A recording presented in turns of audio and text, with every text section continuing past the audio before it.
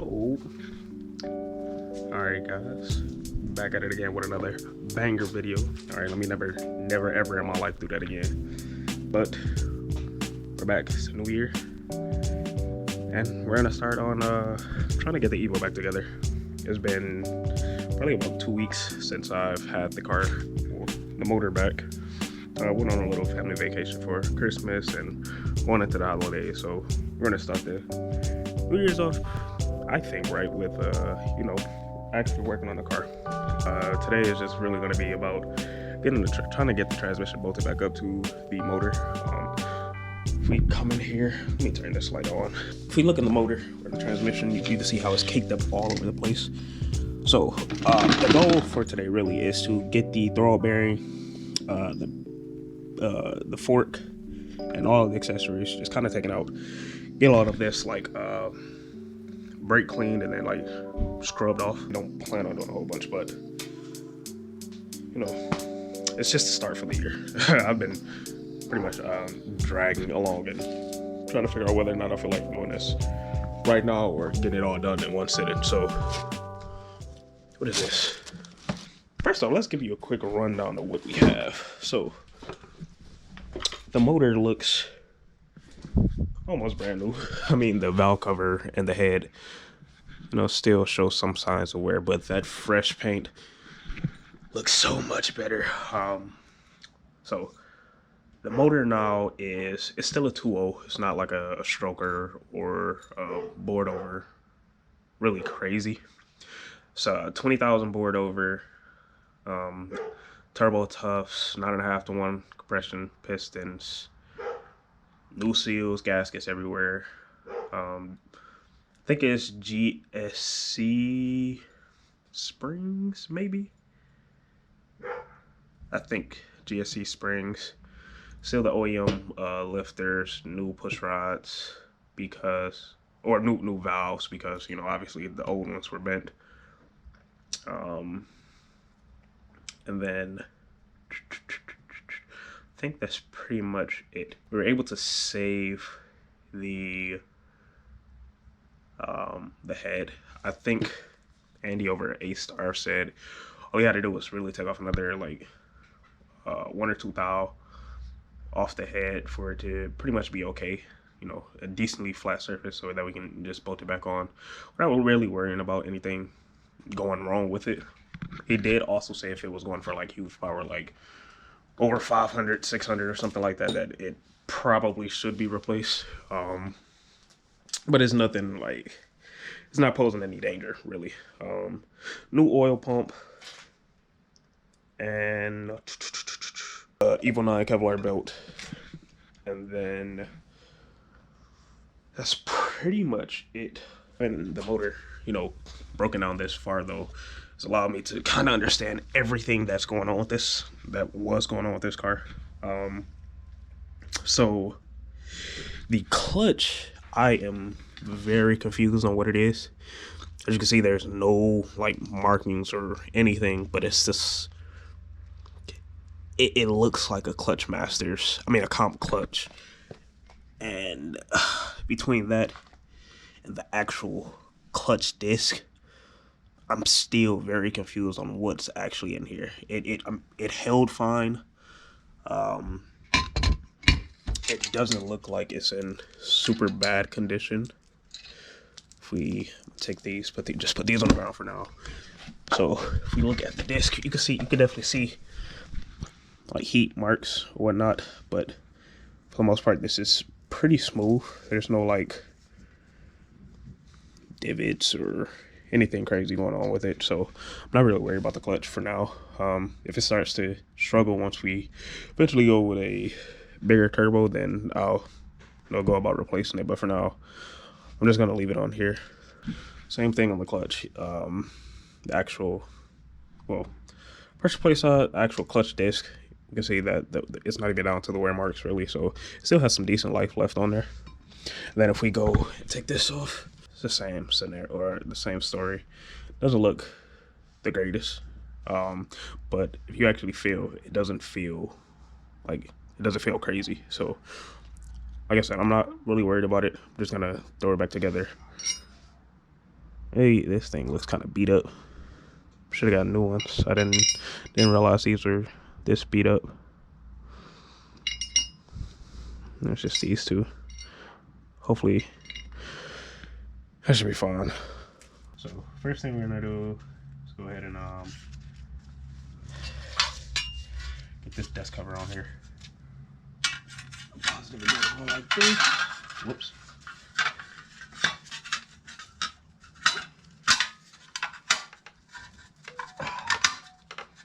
I'm trying not to mess anything up, so I want to take my time really with putting all this stuff back together. Because, like I said before, motor rebuilds are expensive. Yeah, with the weather being as cold as it is, I'm not too big a fan of using brake clean. It's like instantly freezing my fingers. But I need to get all this crap off because I don't know what some of this stuff is. I'm trying to make sure that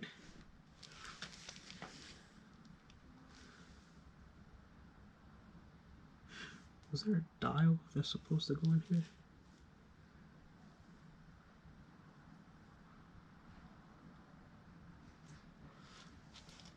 Maybe that's if you want to dial your crankshaft.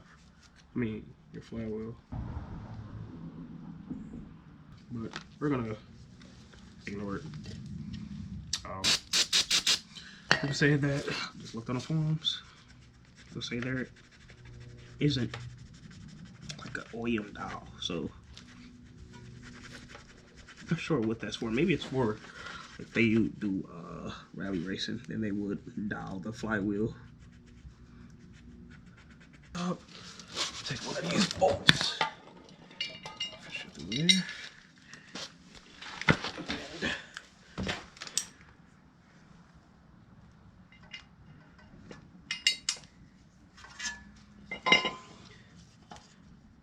Ooh, actually, I want to kind of get some of that gunk off of there. Try to get some of this off like this. Oof. All types of gunk caked on here.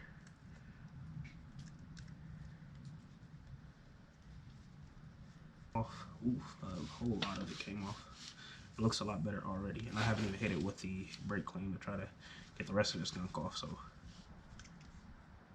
it should work out pretty well. These holes, go ahead and do this, and like going in very easy. I don't know about that last little bit, but probably because it's bottoming out.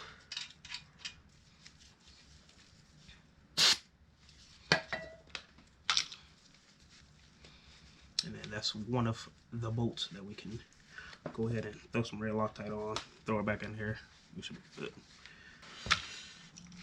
7 more to go? I think it's 7. 6 more to go. 7 bolt. If you didn't know, that's what they call it's the difference between a 6 bolt and a 7 bolt. 4G63s is the number of bolts on the flywheel from the crankshaft. I completely forgot that the only reason I'm using this knife to clean off this old gunk is because I seen a video where a guy had the bolt like this and he just put the blade just like on here and then started rotating to clean it. So I'll show you that. Oof. One time. Okay, I don't want to go too fast, but you get the idea. You put it on, and it's supposed to get through all that gunk. It actually worked out pretty good. Oh, that looks pretty good. So a lot of the gunk caked up, blah, blah, blah. A lot of the gunk is taken off. There's still a little bit here, like right there, but that came off pretty easy. Go ahead and hit it with the brake clean. Do one of these. That bolt is looking pretty good. So if you don't know, now you know. Okay, so The reason I am also showing you this is because there may be some people that say just use like a thread chaser or something. Thread chasers, they also cut, which isn't really what I'm looking for. I'm just trying to clear out all the old Loctite that's actually on the boat, so I don't need any new threads to be cut. Plus, if I end up cutting threads on a boat that's going into the flywheel, that's really not gonna work out good at all. So just,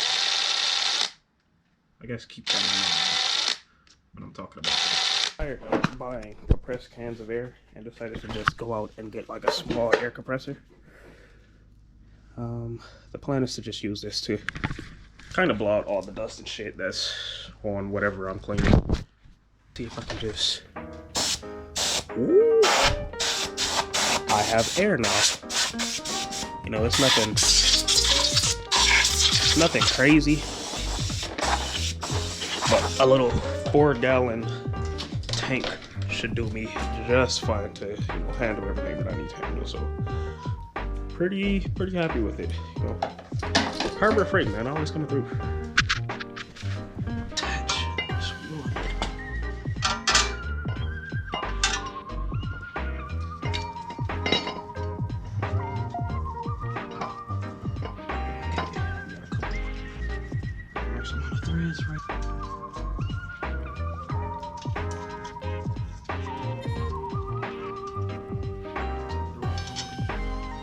Do is put this inside of here. Can I get it up here? Okay, cool. Then we're gonna tighten over here. So I'm gonna get shot. Put this here. And hopefully see.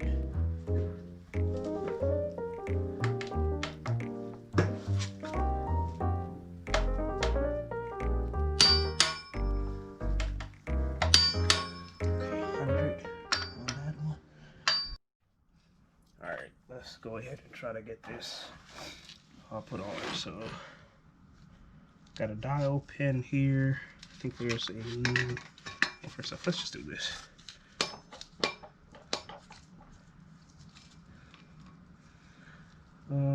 There's 3 dial pins. I think they go in these holes. If I do it like this.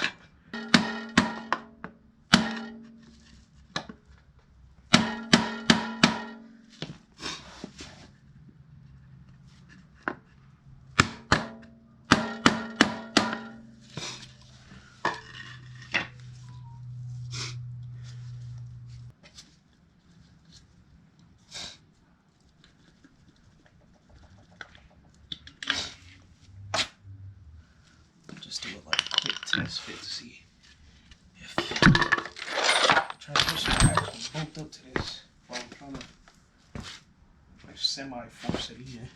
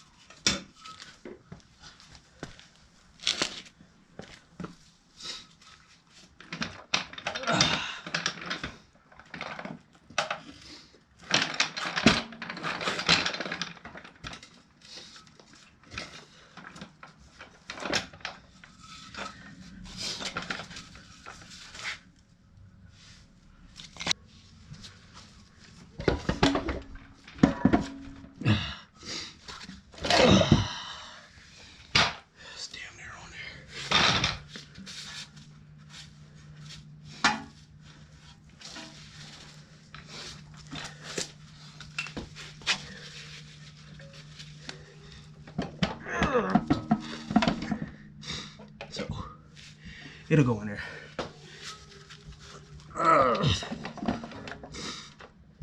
great. Now I gotta fight it to get it off. This way. We're going to go ahead and get to disassembling and cleaning all this crap. So I know, here we have, let me put on more gloves. So let me see if I can do this from memory. I know one of the first things we have to do is take out these springs. I can do it like, I don't know, that spring,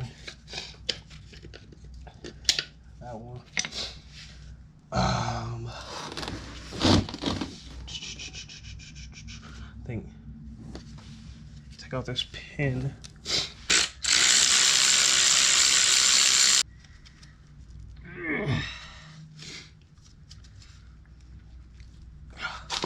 I want the slide pin, come on. Hi guys, it's Paul from Boosted Films, and this is my full tutorial on... What's going on guys, it's Paul from Boosted Films.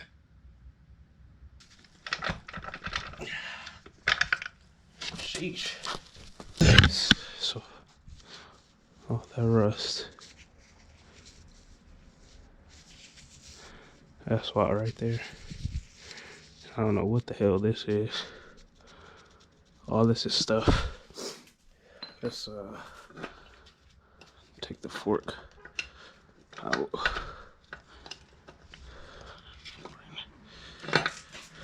Throw bearing has a decent amount of grease in it. I'm gonna clean it up, re-grease it, reuse it. Should be fine. Let's put this over here. Put this spring here. Man, look at this fork. Like, why was the fork? You see that? Those grooves over there. I think we're digging into it. But yeah, this, it's like rust all in there. So that's probably that is definitely the reason I had to fight to get this damn thing out. All of that shit out of here. We need to find the brake clean, spray everything down with brake clean, get it wiped down, get all the old grease out there, and we're gonna end up using just some more wheel bearing grease to get all of that stuff lubed up so that it'll slide in out pretty easy.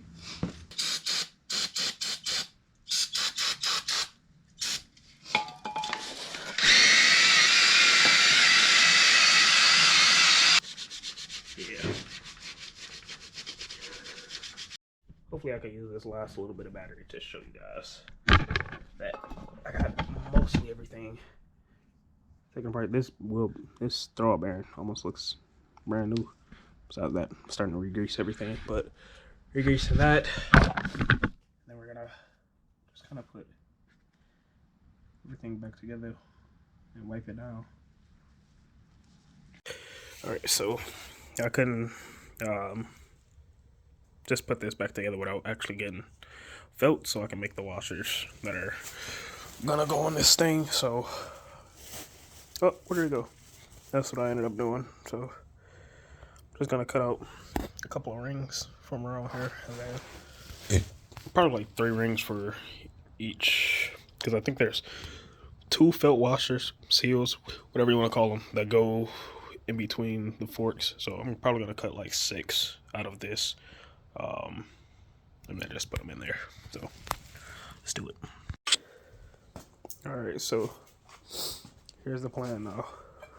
I got 4 circles cut from that felt fabric. I'm gonna use 2 on each side of this, the clutch fork, and hopefully this time I won't have to fight this thing for freaking however many hours I had to fight it for. So now I'm gonna put this in.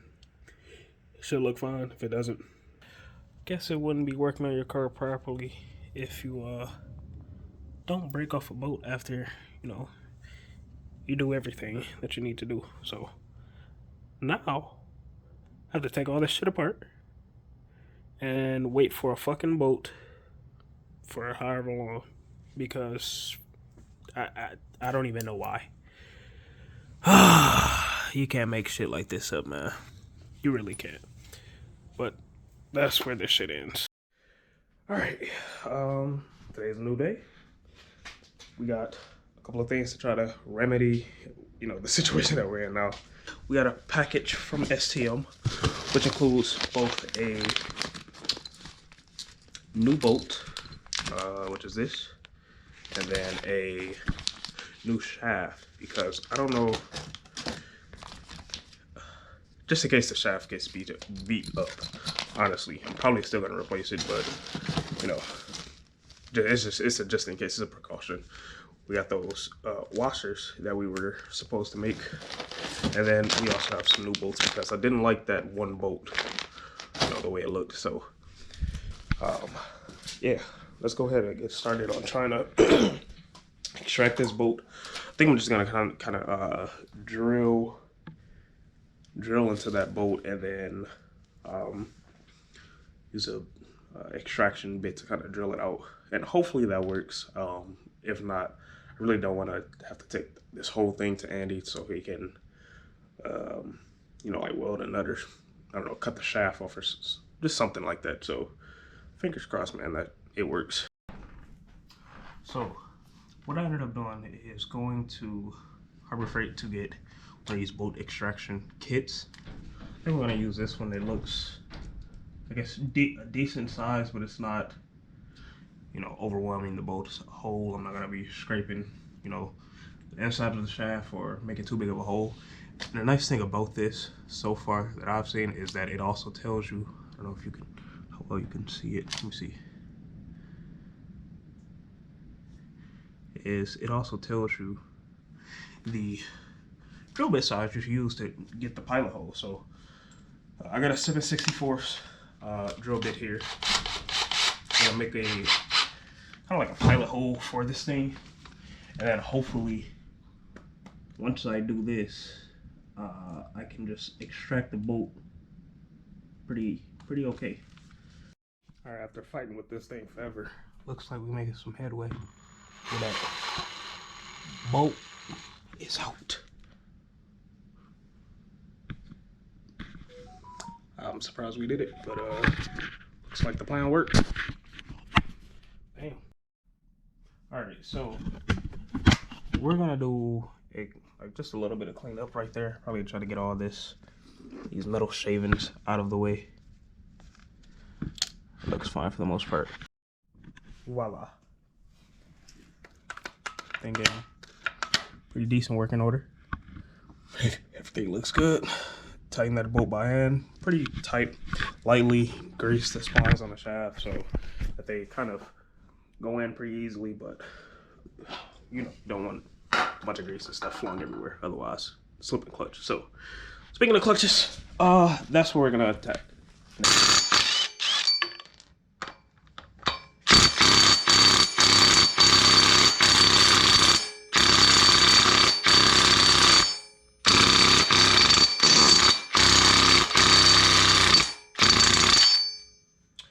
And that's why that one has to come off. I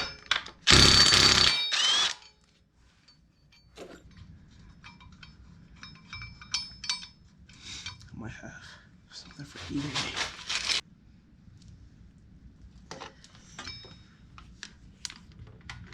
Excellent. To STM's website to kind of figure out where each bolt goes. So let's just, you know what? Alright, so I'm thinking I just mount the thing up and figure out how to drag it afterwards. Maybe I'll use like a piece of cardboard or something just to get it under the car so that I can put everything back together. Because even right now, it's definitely gonna be a hassle trying to just fish all of this through here. So I think, yeah, I think I feel it kind of slotted on. Here we go. So everything's connected, and then I wonder, let's see if I can just just a little bit. Let's get this here. All right, man. So we're wrapping up for the rest of the day.